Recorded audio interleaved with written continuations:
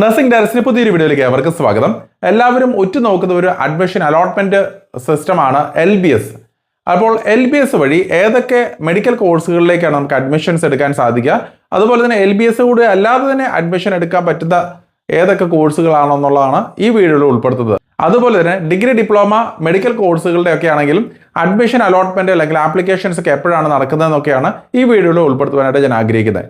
നിരവധി കുട്ടികൾ ഉറ്റുനോക്കിക്കൊണ്ടിരിക്കുന്ന കോഴ്സുകളാണ് BSc നഴ്സിംഗും BSc പാരാമെഡിക്കൽ കോഴ്സുകളും. സാധാരണ രീതിയിൽ +2 റിസൾട്ട് വന്ന് ഉടൻ തന്നെ അതിൻ്റെ ആപ്ലിക്കേഷൻസ് റിലീസ് ചെയ്യപ്പെടുന്നതാണ്. ഓൺലൈനായിട്ടാണ് എല്ലാ ആപ്ലിക്കേഷൻസും LBS വഴി നടത്തപ്പെടുക. മറ്റൊരു കാര്യം, ഇവിടെ ഏജ് ബാർ ഒന്നും ഉണ്ടാവുകയില്ല.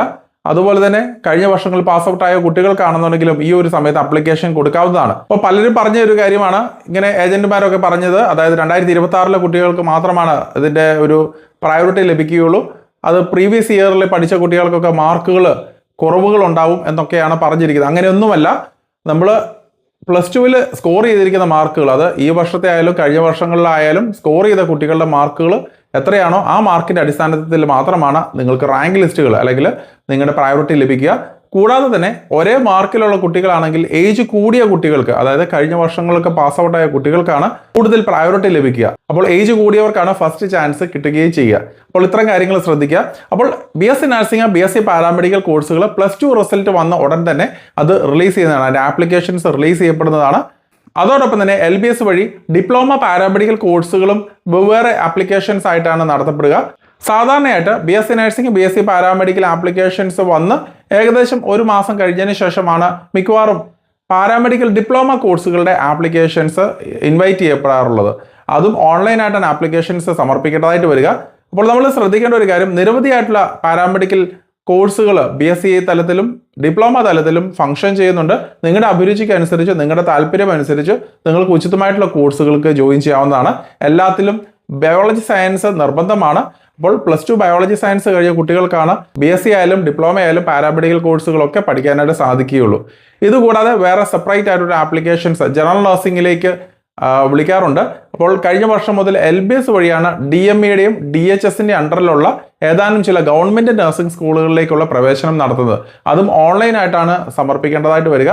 അതും BSc നഴ്സിംഗിന്റെ ആപ്ലിക്കേഷൻസ് ഒക്കെ LBS വഴി ഓപ്പൺ ആയി 1 മാസം കഴിഞ്ഞതിന് ശേഷം മാത്രമാണ് ജനറൽ നഴ്സിംഗിന്റെയും ആപ്ലിക്കേഷൻസ് LBS വഴി ഓപ്പൺ ആകുകയുള്ളൂ. അവിടെ നമ്മൾ ശ്രദ്ധിക്കേണ്ട ഒരു കാര്യം, ഇവിടെ ഗവൺമെന്റ് നഴ്സിംഗ് സ്കൂളുകളിലേക്ക് മാത്രമായിരിക്കും ഈ ഒരു രീതിയിൽ ആപ്ലിക്കേഷൻസുമായിട്ട് മുന്നോട്ട് പോകേണ്ടതായിട്ട് വരിക. ബാക്കിയുള്ള പ്രൈവറ്റ് കോളേജുകളിലെല്ലാം തന്നെ ഡയറക്റ്റ് ആയിട്ടുള്ള ആപ്ലിക്കേഷൻസ് അതാത് കോളേജിൻ്റെ അല്ലെങ്കിൽ അതാത് നഴ്സിംഗ് സ്കൂളിൻ്റെ ആപ്ലിക്കേഷൻസ് നമ്മൾ മേടിച്ച് ഇൻഡിവിജ്വൽ ആയിട്ട് തന്നെ അപ്ലൈ ചെയ്യേണ്ടതായിട്ടുണ്ട്. ഇത് കൂടാതെ തന്നെ LBSൽ ഉൾപ്പെടാതെ വരുന്ന ഒരു മെഡിക്കൽ കോഴ്സാണ് BPharm അല്ലെങ്കിൽ ഫാർമസി കോഴ്സുകളൊക്കെ തന്നെ വേറെ രീതിയിലാണ് അലോട്ട്മെന്റ് പ്രോസസ്സുകൾ നടത്തപ്പെടുക. നമുക്കറിയാവുന്നതുപോലെ തന്നെ എഞ്ചിനീയറിംഗിനെ പോലെ തന്നെ ഫാർമസി കോഴ്സുകളും കീമിൻ്റെ വഴിയും ഡയറക്റ്റ് ആയിട്ടുള്ള മാനേജ്മെന്റ് സീറ്റ് വഴിയും തന്നെയാണ് അവിടെ അഡ്മിഷൻ പ്രോസസ്സുകൾ നടത്തപ്പെടുക. അപ്പോൾ BPharmന്റെ കീം വഴിയുള്ള അലോട്ട്മെന്റ് പ്രോസസ്സുകളൊക്കെ c.kerala എന്നുള്ള വെബ്സൈറ്റ് വഴിയാണ് നടത്തപ്പെടുക. അപ്പോൾ അതുകൊണ്ട് തന്നെ ഇതിൽ LBSൽ ഉൾപ്പെടാത്ത ഒരു കോഴ്സ് എന്ന് പറയുമ്പോഴത്തേക്കും BPharm കോഴ്സാണ്, ഫാർമസിയിൽ BPharm കോഴ്സാണ്.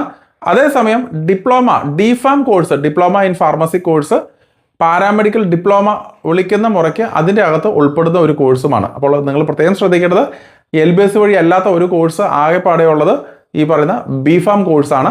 അത് c.kerala വഴി കീമിൻ്റെ റാങ്കിൻ്റെ അടിസ്ഥാനത്തിലാണ് നടത്തപ്പെടുക.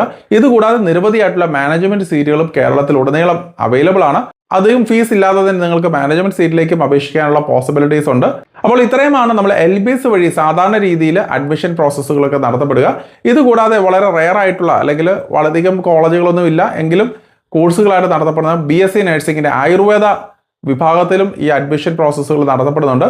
ആകെപ്പാടെ ഒരു പറശ്ശിനിക്കടവുള്ള ഒരു നഴ്സിംഗ് കോളേജ് മാത്രമാണ് BSc നഴ്സിംഗ് ആയുർവേദ വിഭാഗത്തിൽ ഉൾപ്പെടുന്നത്. അതും ഏകദേശം ഒരു BSc നഴ്സിംഗിൻ്റെ ജനറലായിട്ട് വിളിക്കുന്ന ആപ്ലിക്കേഷൻ കഴിഞ്ഞ് ഏകദേശം 1 മാസത്തിനുള്ളിൽ തന്നെ, ഏകദേശം 2 ആഴ്ച 3 ആഴ്ചയ്ക്കുള്ളിൽ തന്നെ അതിൻ്റെ ആപ്ലിക്കേഷൻസും ഇൻവൈറ്റ് ചെയ്യപ്പെടുന്നതാണ്. അപ്പോൾ ഇത്രയുമാണ് ഏകദേശം മെഡിക്കൽ കോഴ്സുകൾ LBS വഴിയും ഒക്കെ നടത്തപ്പെടുന്നതായിട്ടുണ്ടാവുക. അതുകൊണ്ട് തന്നെ നിങ്ങൾ അതിൻ്റെ കാലതാമസങ്ങൾ മനസ്സിലാക്കി നിങ്ങൾ ഉചിതമായിട്ടുള്ള തീരുമാനങ്ങൾ എടുക്കുക. നിങ്ങൾ ഏതാണ് കോഴ്സ് ഡിസൈഡ് ചെയ്യുന്നത്, പ്രത്യേകിച്ച് പാരാമെഡിക്കൽ കോഴ്സുകളൊക്കെ ചൂസ് ചെയ്യുമ്പോൾ നിരവധി ഓപ്ഷൻസ് അവൈലബിൾ ആണ്. ഏകദേശം 10-12 കോഴ്സുകൾ അവൈലബിൾ ആണ്. അപ്പോൾ നിങ്ങൾക്ക് ഏതാണ് ഏറ്റവും മികച്ചത് എന്ന് തോന്നുന്നത്, അതായത് നമുക്ക് ജോലി സാധ്യതകൾ കാര്യങ്ങൾ വളരെയധികം ശ്രദ്ധിക്കേണ്ടതായിട്ടുണ്ട്. അതുപോലെ നിങ്ങളുടെ മാർക്കിൻ്റെ അടിസ്ഥാനത്തിൽ അതുപോലെ ഫീസ് അവൈലബിലിറ്റിയുടെ അടിസ്ഥാനത്തിലൊക്കെ നിങ്ങൾ ഉചിതമായിട്ടുള്ള കോഴ്സുകൾ സെലക്ട് ചെയ്യുക എന്നുള്ളതാണ് നമ്മൾ ഈ ഒരു സമയത്ത് എനിക്ക് ഓർമ്മിപ്പിക്കാനുള്ളത്. അല്ലാതെ ആരെങ്കിലും പറഞ്ഞു അടിപൊളി കോഴ്സാണ്, കേൾക്കാൻ നല്ല രസമുണ്ട് എന്നൊക്കെ പറഞ്ഞ പല കുട്ടികളും പല കോഴ്സുകളുടെ പുറകെ പോകാറുണ്ട്.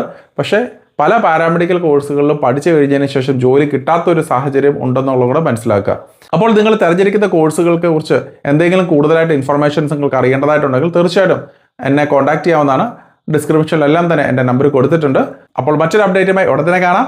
നന്ദി.